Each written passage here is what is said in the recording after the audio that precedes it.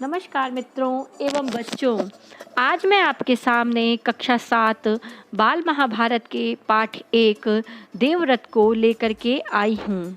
शुरू करते हैं।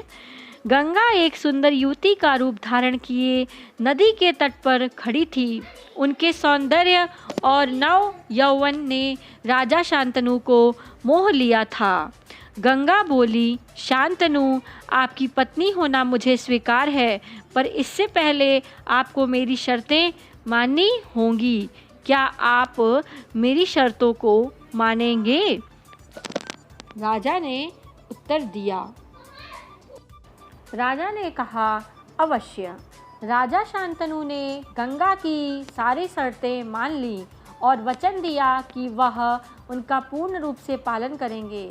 समय पाकर गंगा से शांतनु के कई तेजस्वी पुत्र हुए, परंतु गंगा ने उनको जीने नहीं दिया। बच्चे के पैदा होते ही वह उसे नदी की बहती हुई धारा में फेंक देती थी और फिर हंसती मुस्कुराती राजा शांतनु के महल में आ जाती थी। अज्ञात सुंदरी के इस व्यवहार से राजा शांतनु चकित रह जाते थे।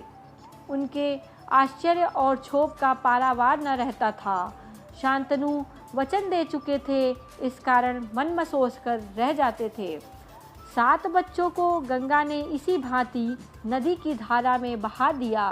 8वां बच्चा पैदा हुआ। गंगा उसे भी लेकर नदी की तरफ जाने लगी तो शांतनु से न रहा गया। बोले, माँ होकर अपने नादान बच्चों को अकारण ही क्यों मार दिया तुमने करती हो? यह घृणित व्यवहार तुम्हें शोभा नहीं देता है। राजा की बात सुनकर गंगा मन ही मन मुस्कुराई, परंतु क्रोध का अभिनय करती हुई बोली, राजन, क्या आप अपना वचन भूल गए हैं? मालूम होता है कि आपको पुत्र से ही मतलब है, मुझसे नहीं। आपको मेरी क्या परवाह है? ठीक है, पर शर्त के अनुसार मैं अब नहीं ठहर सकती। हाँ, आपके इस पुत्र को मैं नदी में नहीं फेंकूंगी। इस अंतिम बालक को मैं कुछ दिन पालूंगी और फिर पुरस्कार के रूप में आपको सौंप दूंगी। यह कहकर गंगा बच्चे को साथ लेकर चली गई। यही बच्चा आगे चलकर भीष्म पितामह के नाम से विख्यात हुआ। गंगा के चले जाने से राजा शांतनु का मन विरक्त हो गया। उन्होंने भोग विलास से ही जी हटा लिया और राजकाज में मन लगाने लगे। एक दिन राजा शिकार खेलते खेलते गंगा के तट पर चले गए तो देखा किनारे पर खड़ा एक सुंदर और गठीला युवक गंगा की बहती हुई धारा पर बाण चला रहा था। बाणों की बौछार से गंगा की प्रचंड धारा एकदम रुकी हुई थी। यह दृश्य देखकर शांतनु दंग रह गए। इतने में ही राजा के सामने स्वयं गंगा आकर उपस्थित हो गई।